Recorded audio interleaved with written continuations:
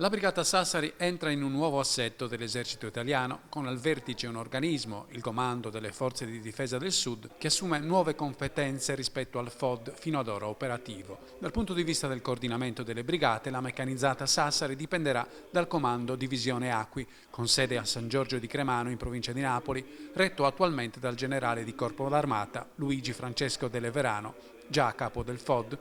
il quale oggi, in una videoconferenza diffusa in tutte le più importanti diramazioni della struttura, ha annunciato le novità del riassetto. Lo stesso comandante si sposterà da domani a Napoli, in piazza del Plebiscito, dove sarà la nuova sede operativa del Comando delle Forze di Difesa del Sud Italia, organismo che oltre al comando di tutte le brigate assumerà anche la direzione di diversi comandi regionali, fra cui quello sardo, fino ad oggi autonomi. Il risultato sarà una struttura più snella e coordinata che aumenterà l'efficacia degli interventi. A Sassari la conferenza si è tenuta nella sala delle riunioni della caserma La Marmora, dove sono stati ricevuti i giornalisti delle testate locali, i quali hanno chiesto al generale in videoconferenza se il riassetto avrà ripercussioni sulla posizione della Brigata Sassari. La Sassari, ha annunciato Delle Verano, non perderà di rilievo, ma manterrà un ruolo di primaria importanza che è anche probabile possa venire potenziato.